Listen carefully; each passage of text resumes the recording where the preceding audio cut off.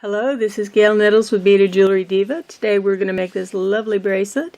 It uses spacer bars. So I thought these were kind of cool. I picked them up probably at Joann's, and I just thought it looked so neat that I had to make a bracelet out of it. And you can see it has kind of a bow effect. It goes in and out. Some really nice look to it. It's very easy to make. It only takes about, maybe 15 minutes or so, and then you'll have a bracelet to wear out. So let's go ahead and see what we need to make this bracelet and then go ahead and make the bracelet. Here are the supplies that you're going to need for this. I have a clasp. This is a tube clasp with 2 strands. I have 4 jump rings. I have 4 tube crimp beads. I have 3 8x5mm crystals. I have 16 6x4mm crystals. 12 3x4mm crystals. I have 16 8mm pearls, glass pearls.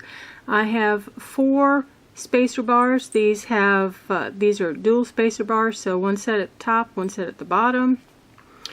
I have a pair of cutters to cut my beading wire, and here's the beading wire. It's 0.018 millimeters. This is about a medium weight.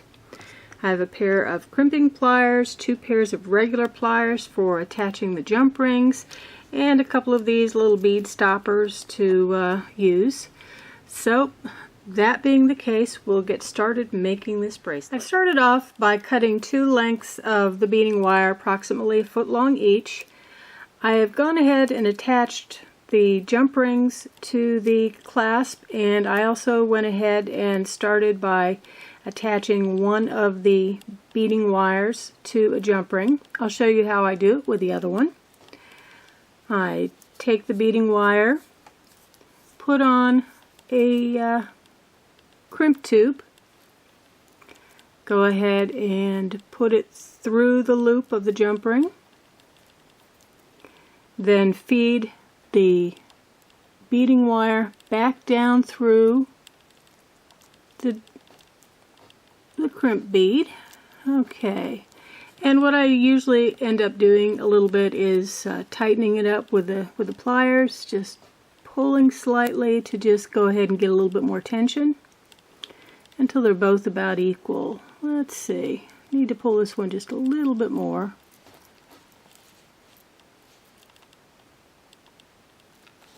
There we go. Okay. So I've got that on, and what I'm going to do now is take my crimping pliers and go ahead and crimp the bead. So squish 1, squish 2, and I do have a video on how to use the crimping pliers and crimping tools. So if you don't know how to do that, check out that video. Okay, so here's where I am. I have the jump rings attached, and then I have my 2 pieces of beading wire attached to the jump rings. Now we're going to go ahead and start stringing on some of the beads. Okay, here's my pattern. I'm going to take either one of the beading wires, doesn't really matter, and I'm going to string on the following. I'm going to string on one of the 6x4mm, one of the 8mm pearls, 1 part of the spacer bar. So I'm stringing it through the bottom because in my particular case that's how I have it set. I'm stringing through the bottom. I will then go ahead and put on another pearl. So this is the 8mm pearl,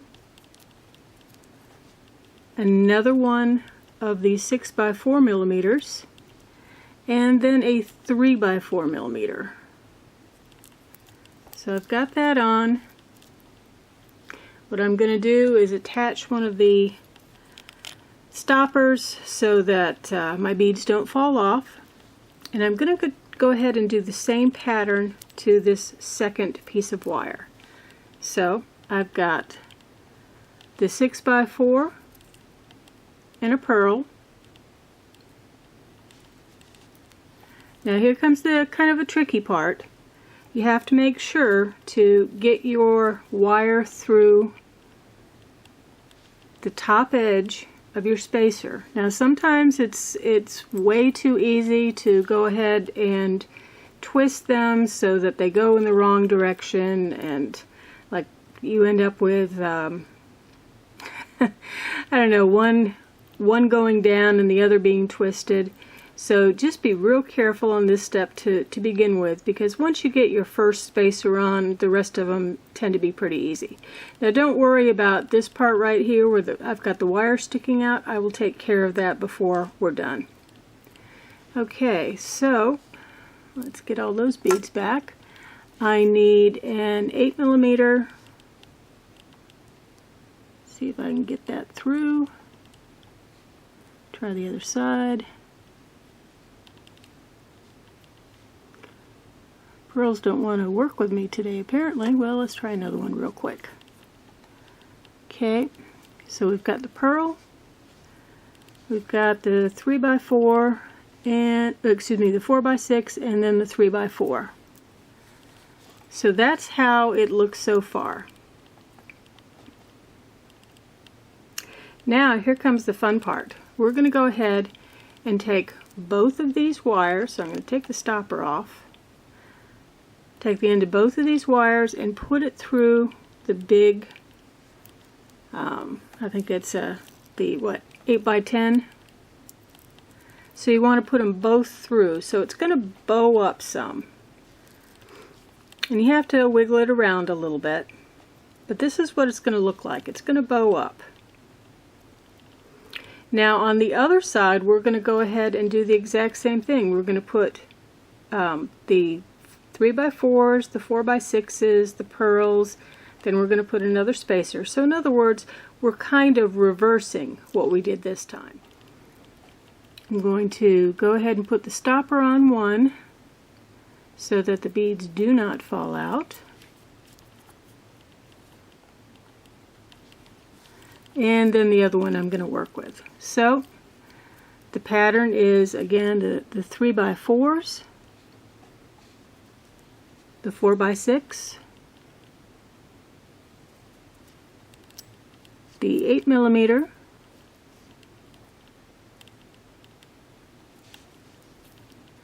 then you're going to have the first half of the spacer bar, and again remember to keep them in the right orientation. So there we go. And then I'm going to do the same thing for the other side, and let me go ahead and do a few more of these and then I'll join you back again. Alright, I've gotten all the sequences done. So I have a total of 4 sequences with the spacer bars, and I have 3 of those 8x5mm middle ones. Now we've got this end that has all the wires sticking out. So what I'm going to do is I'm going to show you how I take care of that now.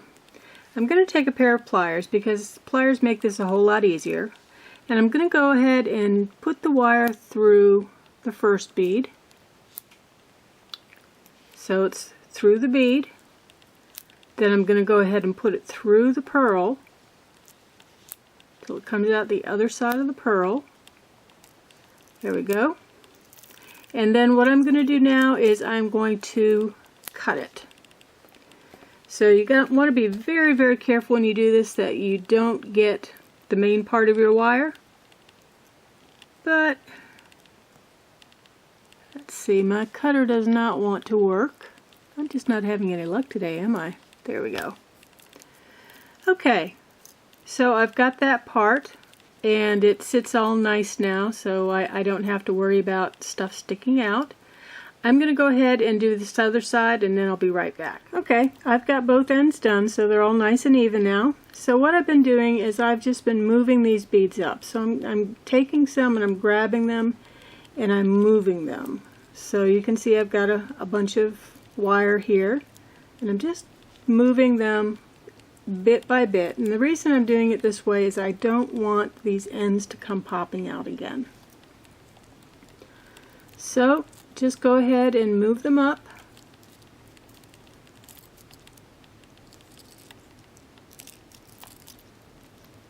And as you do, you just want to check to make sure that you don't have pieces of wire showing, that you've got all the beads snug up against each other.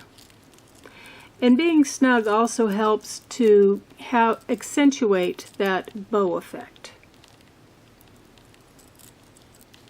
Okay, so I've got all the beads down to the end. And now I'm going to go ahead and put on the other part of the clasp. So one moment, let me get on one part and then I'll come back and show you the rest of it. Part of the clasp already put together, the bracelet on the clasp. Here's the other end. So I take my beading wire, put it through the crimp tube, put the crimp tube through the jump ring, and then the end of the wire back through the crimp tube, pull it up, or start pulling it up, and then what I'm going to do this time is I'm going to already start feeding this through the next bead, because on this end it's very definitely easier if you go ahead and do this ahead of time and not until after you've actually crimped it. So let's see if I can get it through one more bead. No, can't on this end, and I found the same thing over on this side. So you see I've got some wire showing here, so I've got to snug these up some more. So what I do is just play with it some. I mean, you just have to do this with the crimp beads and the beading wire sometimes, and just pull it. Be careful that you don't pull the jump rings out of place, but you can just snuggle it. Okay, that looks about right, so I'm going to go ahead, take my crimping pliers, and I'm going to crimp. So that's one part of the crimp, and then the other part of the crimp. Alright, then I got another set of cutters because I wanted to use some that actually worked this time. Okay, cut the end of the wire. And there we go.